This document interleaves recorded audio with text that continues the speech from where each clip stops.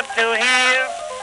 Drink a good deal of it, make a good meal of it, stick to your old-fashioned beer. Now don't be afraid of it, drink till you're made of it. Now all together a cheer. Hi everybody, it's Mark here once again, your one-take beer reviewer, the guy behind the camera and the keyboard for beeronut.com. And once again, we have a couple of beers. I'm going to look at one of them that was sent to me for my comment by the brewer's representative. These are from Elysian Brewing of Seattle, Washington. Yes, they are one of the brewers that is under the Anheuser-Busch umbrella, just as Goose Island is. And that's how this came to me, is the PR person for Goose Island also did the PR for Elysian, and they had just brought me the information that I had published about the upcoming Bourbon County Stout variants.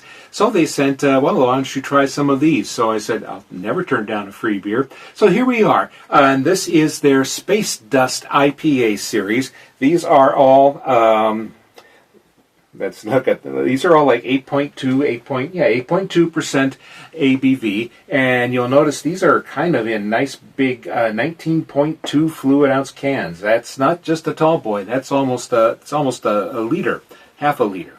And so like a lot of other national brands, they just kind of have a single line that they extend to other styles. Like they have the basic Space Dust IPA, and then the Juice Dust Juicy IPA with orange juice in it, and then Phase Dust Imperial IPA, which gets, they say, some fruity notes just from the New England style hops.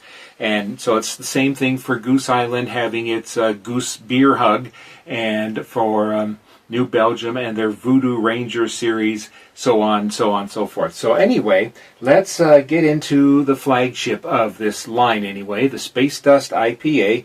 Again, they're talking about, well, let's not read the description. Let's just see what I've come up with here when I try one. Somehow I have not had this. This is the we'll get to the other ones and write about them in a couple days here. Anyway, here's the Space Dust IPA. Again, 8.2% alcohol by volume. It is considered just basically it says a drinkable IPA. So let's just give it a little. There we go.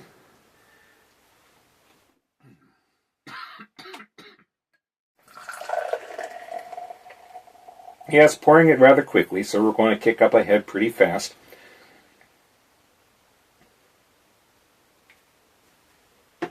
So we'll just kind of let that settle and just sniff the foam for a little while. So this still has some fruity hop notes, so it's kind of more of a New England style, I think, than a Pacific Northwest style IPA, which is not how they describe it. But anyway, yes, I'm getting some fruit, stone fruit, a little bit of orange, and other heavy tropical fruits. And as you can see, it's kicking up a slightly hazy body under a foamy head. Let's see if we can top this a little further.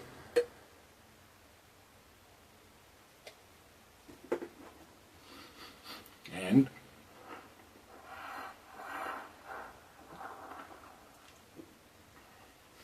well, I'm getting a nice IPA style of the foam, as it were.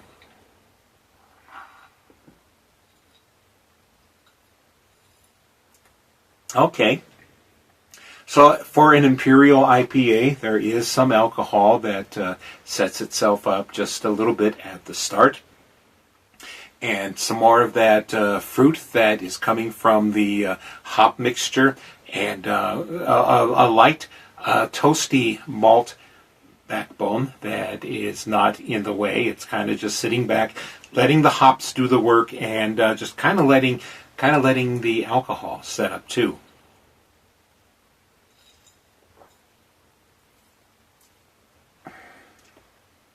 Considering this was, luckily, this was brought to me by the FedEx person right at the door instead of them taking a chance and leaving it out on the porch to get hot all day, because it's almost 100 degrees out today, or was anyway. So yeah, this is a good starter beer. It has some fruit to it. Not too much over bitterness. Just sets up pretty nicely. And I would say, as I said, we'll be writing about the rest of the line here. Beg pardon. And enjoying this in the meantime. But obviously, there's a little gas that's getting to me right now. But here, good grief,